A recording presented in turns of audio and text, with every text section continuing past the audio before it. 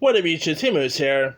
Since I'm doing my reviews for Pixar films, here is my review for the very long-awaited sequel that should have been made years ago, and that is Incredibles 2.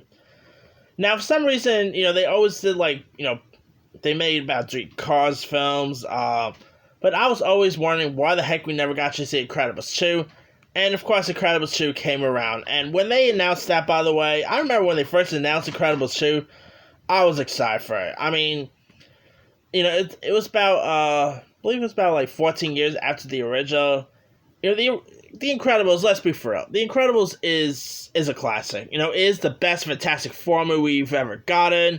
Brad Bird, directing was terrific. And so when they announced Incredibles 2, I got really excited. I saw the movie opening day when it got released. I saw it twice, by the way. That's how much I enjoy it. So pretty much, spoiler alert, I loved Incredibles 2. I thought Incredibles 2 was hands down terrific. I mean, crazy to believe Incredibles 2 did not get a Oscar for Best Animation Feature, by the way. The first Incredibles got a nomination, but the sequel was kind of shut out. Anywho, and so this time around, instead of it focusing on Mr. Incredible, it mostly focused more on his wife, Elastigirl, voiced by Holly Hunter, who also gets a really cool new outfit and a cool new ride, while Mr. Incredible is stuck at home with his kids. And of course, Violet is going to teen girl drama. You guys know how that is. Anyway, so Elastigirl, of course, is hired by this telecommunications guru named Winston Delver, voiced by Bob Odenkirk, to pretty much of course he ends up enlisting Elastigirl to fight crime and make the public fall in love with superheroes once again, and not to mention, Winston's sister is voiced by Catherine Keener, who's pretty good in this. I mean, it's a terrific one. It's really funny.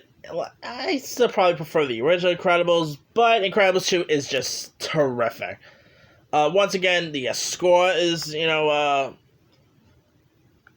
great. The costume, by the way, is great. I mean, I thought Elastigirl's costume in the second one was really cool. I mean, it was pretty cool that they decided to give mainly Elastigirl her due, because they did Elastigirl did stuff in the first Incredibles, but I feel like that was still more Mr. Incredible's work. And of course, Incredibles 2 came out a year after Wonder Woman, so they kind of want focus more on the female-led superhero genre. And I guess they decided to go ahead and just have Elastigirl become the main focus of the sequel, and it worked perfectly. I mean, by the way, Jack, of course, the scenes with Jack and Edna the Jack and Edna scenes are really terrific. I mean, it was cool that they gave Jack more to do in the sequel this time around. I mean, Incredibles 2 is just hands down terrific. I mean, it made about $1.243 billion when it got released. Kudos to it. I mean, it was a $1 billion film, billion with a B. And not to mention, it has a 93% on Rotten Tomatoes. A little lower than the first film, but it's still pretty good. Anyway, yeah, Incredibles 2 is a terrific watch. I mean, if you guys haven't really seen it, go watch it. It's a great sequel. I'm still hoping I'll be down to see a third one. I mean, if they go ahead and announce the third one, I'm down to check one out.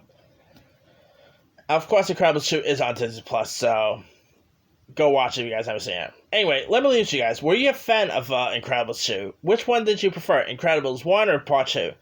What were some of your favorite parts, some of your favorite moments? And would you be down to check out an Incredibles 3? Drop a comment below. Don't forget to like, subscribe, hit that bell for more notifications. This is Timu signing off.